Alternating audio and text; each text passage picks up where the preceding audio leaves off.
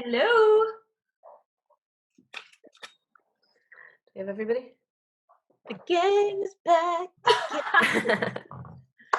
All the I don't know. So Dane cut us off in 5, 4, 3, 2, 1.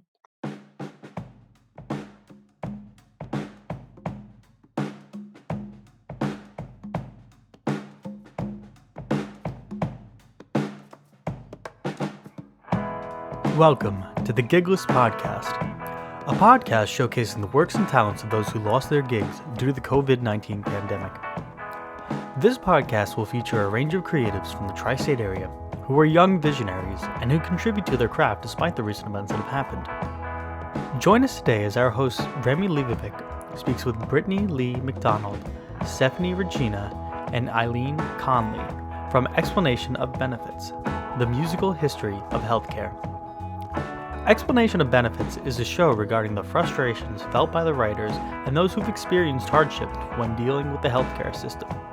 It takes a historic look through the lenses of clients, physicians, and politicians in regards to healthcare. The creators describe the show as absurd, dark, and real, while expressing it through a humorous and musical art form. You can learn more about the musical in the show notes of this episode. Enjoy. Hi, everyone, and welcome back to Gigless, the podcast that is showcasing creatives in the tri-state area who lost their gigs due to the COVID-19 pandemic. Today, we have the Explanation of Benefits crew with us and cast, and they are going to tell us about their lovely show because they're actually a experimental sketch comedy theater group. My name is Eileen Conley. I'm one of the founders of Explanation of Benefits. Explanation of Benefits is a musical about the history of health insurance, and we incorporate sketch comedy, musical theater, and experimental theater into a single hour-long show about health insurance in America. My name is Stephanie Regina. I am also one of the co-founders of Explanation of Benefits. I joke around that I represent the experimental portion where I love doing weird things. I'm Emily Lowinger. I am a co-founder of Explanation of Benefits, and I play the guitar. If you ever hear guitar, that's me. Great. So I just want to know more about you guys and your background. What made you guys want to start? What made you guys want to start this project and come together? Well, we all went to high school together. We went to a performing arts high school in Jersey, and so when we started working together, we didn't set out to write about health insurance, funnily enough. But we started off as a sketch comedy group, and I'm going to let Emily take why we switched over to music to healthcare.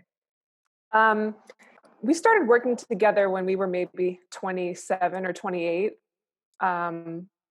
And so we were already off our parents, because similarly to you, we all had insurance from our parents. Yeah. Never really thought about it much. But then once we got to that age where it became our responsibility, we all kind of had our own challenges with it. And, it wasn't just the challenges, it was how the whole thing worked and how, if you had a problem, the problems are always so hard to solve because there's, not communication happening through the different, your provider and the insurance company. And we were all having frustrations. It got to the point where it was kind of so frustrating that it felt like the only thing to do was to try and make something out of it, put it on stage. So we started kind of small and just sort of almost reenacting experiences we were going through with healthcare, making them a little funnier than in real life. And then eventually that turned into making an entire show about just healthcare.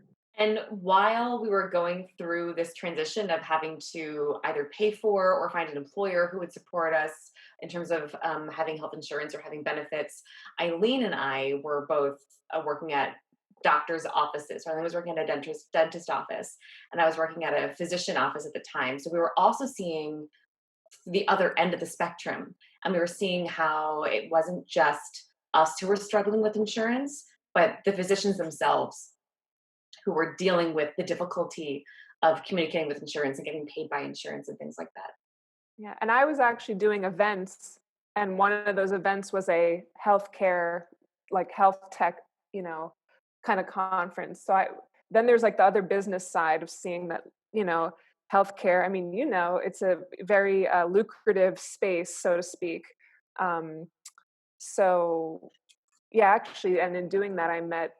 Um, that's how I met an executive for one of for the insurance company that we criticize. How was That totally. that? It was awkward because I was checking him into an event and I said, "Oh, I have that insurance." And he was so shocked and like kind of scared. And he was like, "Do you like it?" And I was like, it was hard I got my point across with the Losing your tone. job.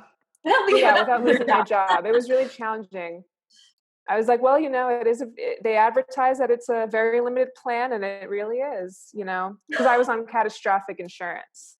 And that sort of is where you can only get preventative services.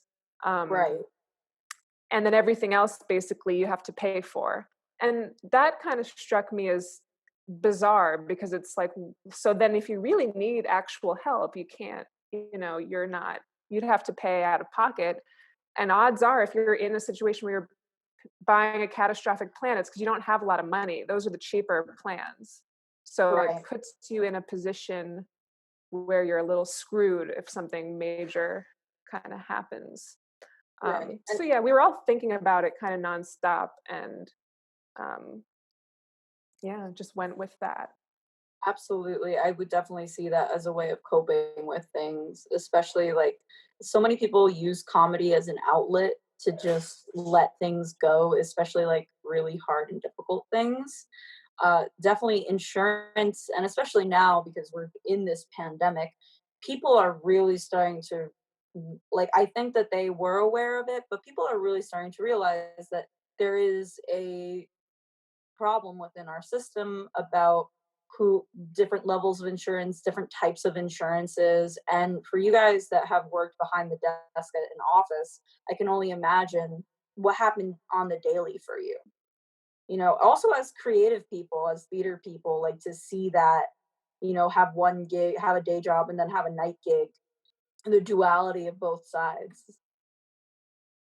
No, absolutely. I mean, I think Stephanie did get her insurance from her job, but Emily and I both did not get benefits Mm.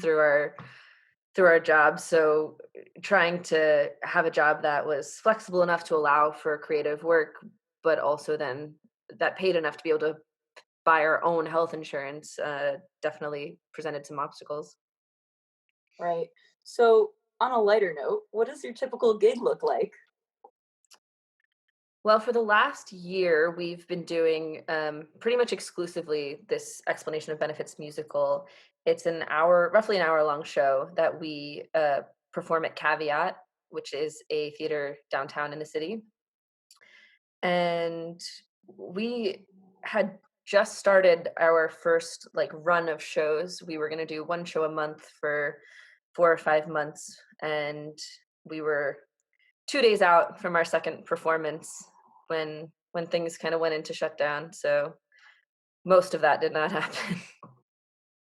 Right. And can you tell our listeners what that process was? Like, how did you guys find out that you guys were getting canceled? Did you guys have to make that call? Did the theater make that call? The theater ultimately made the call. We had been in rehearsal pretty much every day the week leading up to our show was meant to be on the 14th of March. And they were very communicative. They were trying as hard as they possibly could to keep the doors open. They were cleaning constantly, and we hadn't really sold very many tickets, so we weren't too worried about the capacity issue. Um, but ultimately, once kind of Broadway theater shut down and that came down from the government, they decided it was best to pull the plug on live shows, and it was the right call. Absolutely, because again, you guys are primarily in New York City performing, and that's where the epicenter of this whole thing is. What's in place in the New York, New Jersey area that has been able to like help artists? Nothing specifically in New York City that I've seen, but there are things that are happening nationally. on like that I've seen coming in through Creative Capital or Foundation for the Arts that are these like tiny little seed grants of like $100 to $500 for artists and groups and people who need that kind of support. But it also is that I've seen is lottery based. So you apply with a little bit about yourself and your work, and then they kind of pull from a lottery, which I respect and understand. Like, how do you decide who gets that money and who doesn't? But you realize that the odds are really against us. So we've just decided to take it upon ourselves and reach out to our community. And we started kind of like a fundraising type push. We wanted to pay our artists for our previous show, and the way that the payout from this venue was going to happen was going to be at the end of the run, and that's what we agreed upon, and we were happy to abide by that. But it was unclear when the run was going to end, so we decided to just go to our community and say, we need your support. We want to be able to support our artists for at least the first show that they did. And then we also started our Patreon. But it was also pretty incredible, the kind of support that we received just by reaching out to our community. Absolutely. I cried. I think the healthcare topic is such a visceral issue for so many people that a lot of people really have connected to our work. And so when we put the call out to say, like, because in the course of 1 week, all three of us pretty much lost our jobs and we lost the show. So when we said, look, we need money to make sure that our artists can put food on their table, people answered the call, and we are eternally grateful to them. Excellent. So for our listeners, in a typical show, is it just you three performing, or are there more people on stage? We generally have an additional 3 actors and 2 musicians. Okay. And to anybody that you want to promote, I'll put them in the show notes as well, so Certainly. that people can find them.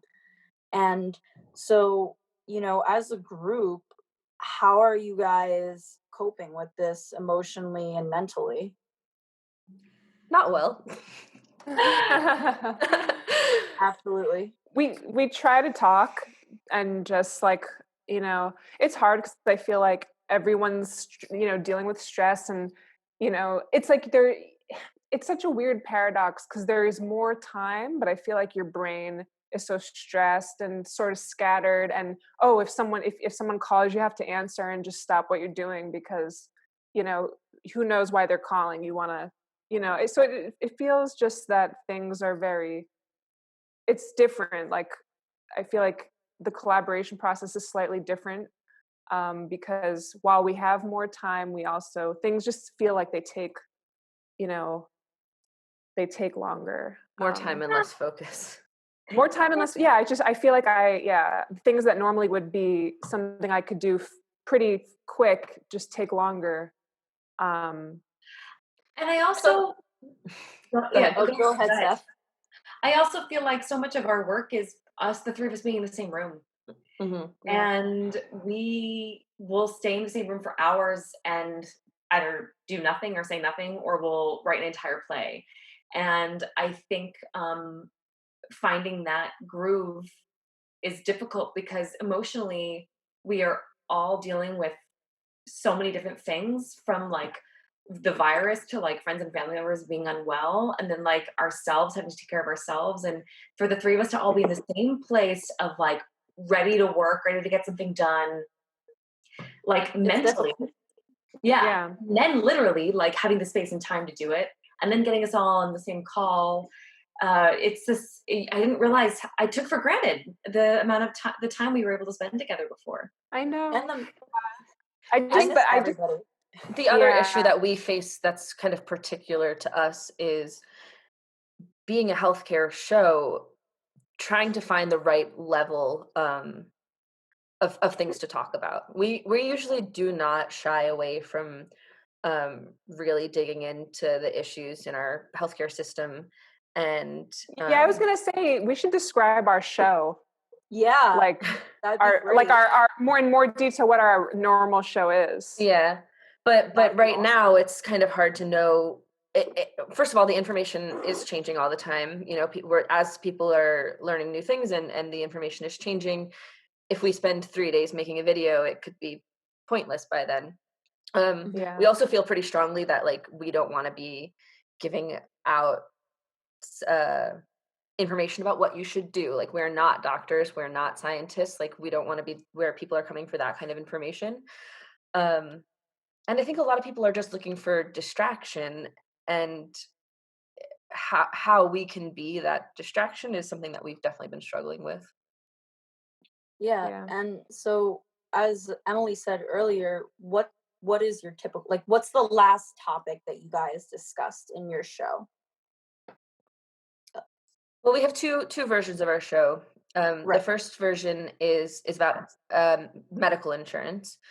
So it starts off in the late 1800s, talking about how the kind of concept of medical insurance came to be, and takes you through time to the effect of World War II and the effect of I can't think of anything now. Suddenly, my brain is gone. But I just Medicare. Yeah, Medicare, pharma, developing. Explains to people about the Clinton attempts at reforms, Obama's attempts at reforms, things that people are doing today. Baxter and Whitaker, the PR artists. And we talk a lot about people who have attempted to reform health insurance throughout the years, and then the people and the ways in which that they have been shut down. So whether that's go ahead. Who's Baxter and Whitaker? Sorry, I don't know who they are. Baxter and Whitaker were a pair of political lobbyists, the first really political lobbyists in America. They ran campaigns against lots of different attempts at healthcare reform throughout the kind of 40s. But they were also lovers. They were also a married couple. They're Emily's favorite people. Because I always liked the sleazy characters, and they're very sleazy, like just like totally in it for the money. They were like evil geniuses. They did marketing for basically Republican ideas, and kind of pushed the idea that having it would be socialist and like pro Russia or pro Germany to have like universal health care, and used a lot of scare tactics. And really what we try to do with the history is show how it's all kind of the same. We're cycling through many of the same things in terms of the reform attempts and the fights against it. It's very much the same arguments over and over. But again. In the show, we then juxtapose those stories of historical timelines against kind of our personal stories that we've dramatized. A modern retelling of a woman who doesn't have, or is underinsured. She's not uninsured, but she's underinsured and trying to seek care, and generally speaking, things don't go too well for her. Right. Because she's forced to kind of decide, the character's forced to decide, do I pay even though I don't feel like I totally can or that I should? Or do I kind of let this thing run its course and take a risk health-wise that this might not, could be serious, but how do I know unless I pay to get, specialist work done? Absolutely. Very heavy very heavy subject matter that you guys are naturally working with. So I guess my next question is, what are you guys doing in response? Like, what are the new projects that you guys are looking into that you can talk about the history, that you can compare it to now? What is something that you are focusing on to turn to make it either lighter or to reflect on an issue? Because everything that you're talking about is accurate, has happened, and is happening now, and you express that through your characters. So, and you'd be surprised though, people do laugh at some of the stuff we do. It's serious that people people are able to laugh at some of these scenarios, even though it's very dark. It's extremely dark. Well, because it's absurd. Like the Yeah, whole it's thing is absurd. It's but so absurd. real. One of the things that we are working on right now, there is a section in our show that talks about how you can advocate for yourself in situations like in the doctor's office or with the pharmacy or your hospital. If you find yourself in the hospital, so we're trying to find ways to make that digital and accessible to people who aren't able to come see the show. And we're also touching base and like writing songs about what we're kind of going through. We have a song on YouTube that's about social distancing that Emily wrote, and we kind of tried to find a way to sing together online. It's also on Instagram and Facebook. I'm going to put the link to the show notes. Trust me, because that's how you do a podcast. Right? So are you guys looking at any different ways in expressing yourselves? Or I know that everyone's primarily using Skype and Zoom. Are you guys thinking about pushing those elements? Are you guys going back to drawing? Are you guys doing, other artistic outlets? Not really. Artistic crying sometimes. I don't know. Well, we might do, we're trying to actually work out, we're in talks with the theater that we normally do our show at, that we've been performing at for a couple of months now. They're doing some live stream shows, so we're figuring out if that's something we can do, and how we would incorporate our music, our musical element into that. And then, hey, maybe we'll do a podcast, who knows? The healthcare. Something. Well, yeah, because we have we have songs and things that we could stitch together. But yeah, we're still sort of, Figuring we've it out. released a few videos recently. But yeah, kind of figuring out, is there a way we can do what feels like a show? Right. Yeah. Right.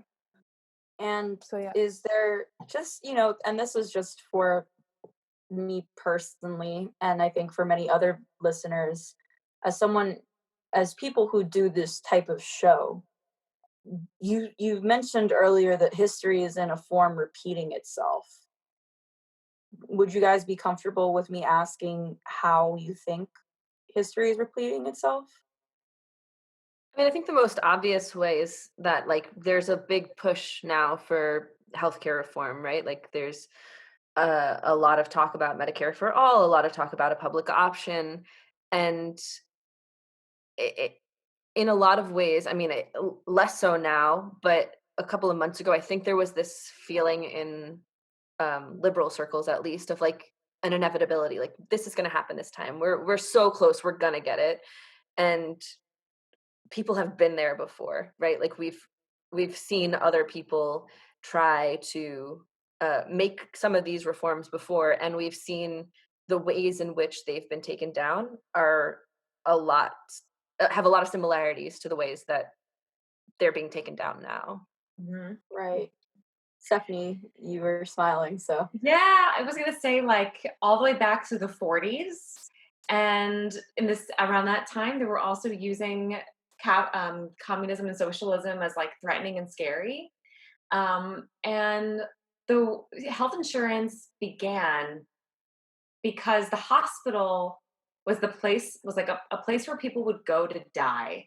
You never wanted to find yourself in the hospital when people would come, a doctor would come to your house, or if you you would have a family doctor. But if you were poor, you didn't go to the doctor. You would just get so sick or so injured that you had to go to the hospital, and then that was a death sentence. And that was what time period? This is the 1800s. Okay. And then we can obviously go farther than that, and it's of course, your person who cut your hair also tore off your limbs if you needed to. But that health insurance was meant to protect people and keep hospitals afloat. So it was meant to help everybody. And now that it's been privatized, or for how many years that it's been privatized, we can see with other countries the way that they're dealing with this pandemic, how that has helped a small group of people for a very long time, and how that is now like as so deeply affected in a very negative way an even larger group of people for many years, and now in a very intense way, which we haven't even really seen. Like, I wonder if anyone's received an EOB, an explanation of benefits for COVID-19 treatment. Can I just the history repeating itself? A socialist ran for president like 100 years ago, named Eugene Debs, and so the flu pandemic was about 100 years ago too. I feel like we're very much Nothing is new. Nothing is new. It's a circle. And socialism got really popular around 100 years ago. Like there was an actual, it seemed like sort of possible the way it does now. So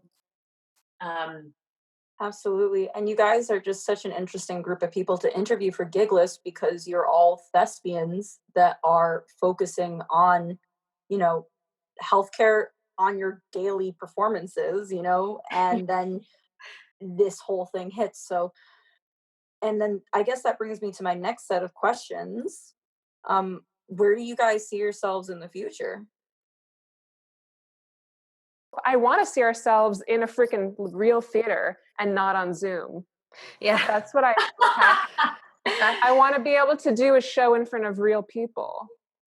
Right. You know, and but also, yeah, just continuing to, you know, we have to, like, we're also thinking, like, how will our show be now, given what's happening? And how are we going to update our Content. show? Yeah, because it's just, you know, now everyone's going to have a different relationship to their health insurance now, regardless of what you had before. And what does healthy mean? So we also, the show that was canceled, the first show that was canceled, we're at 2 at this point. The first show that was canceled, we were supposed to have a public health specialist and an ER doctor as like an interview, either during intermission or at the end of the show.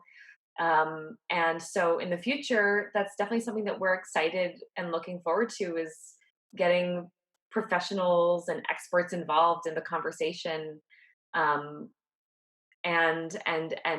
recognizing that they also have opinions about this that probably are very similar to everyday human beings. Absolutely. And touring, that's the other thing we were hoping to do in the future. We had been in the middle of setting up a tour to take the show on the road, and that was dashed, unfortunately. So where were you going to go, in case they're listening? We had been hoping to get down to DC with a couple of theaters down there. Richmond. Maine, the Northeast. Anyone in the Northeast? Anywhere in the Northeast. If we can drive there, then I'll be there.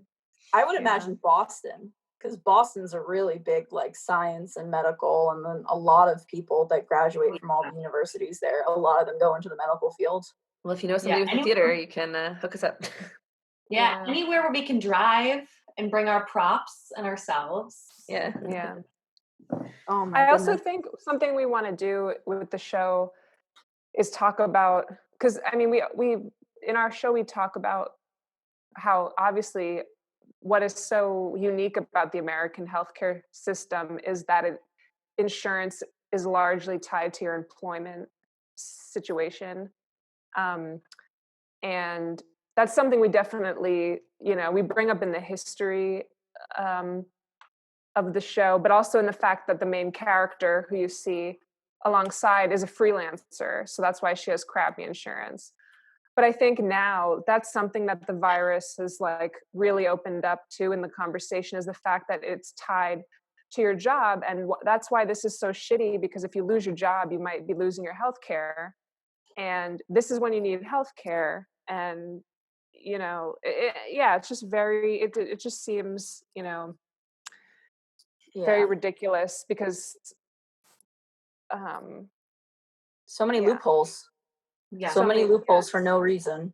And the extra added layer of mental health And the fact that that's something that our country is like only starting to understand, but societally we still like there's stigma around it.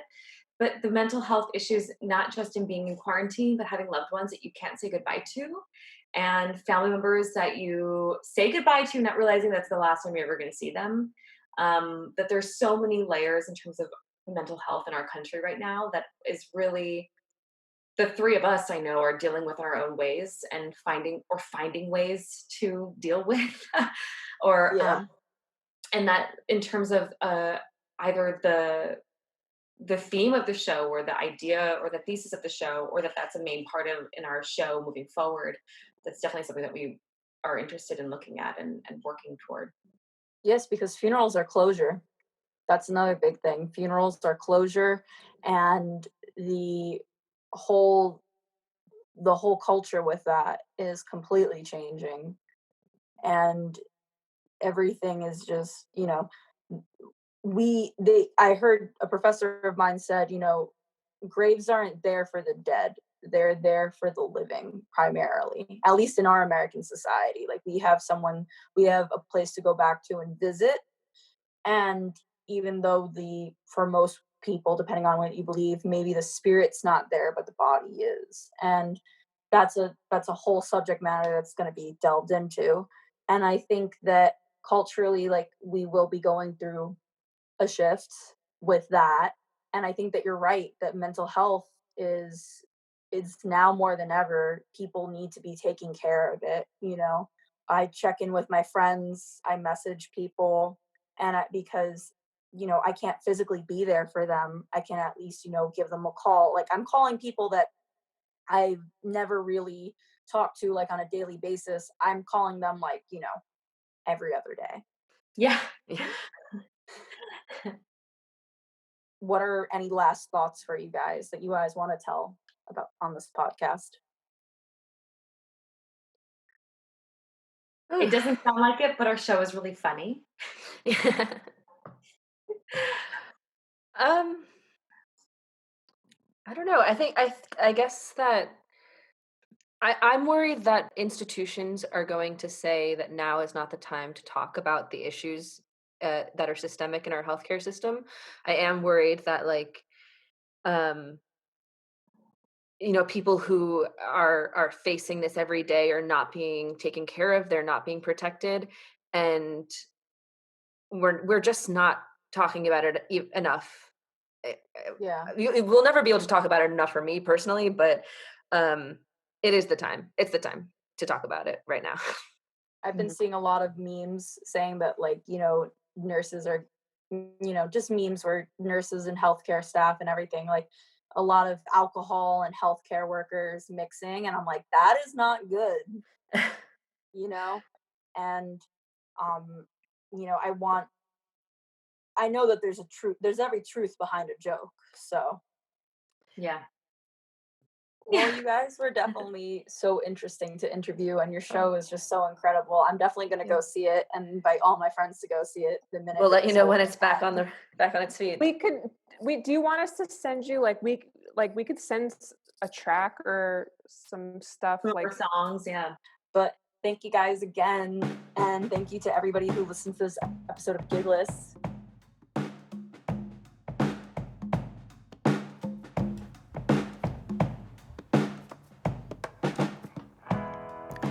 Thank you for listening to the Gigless podcast, hosted by Remi Leibovic and produced by Dane Wagner.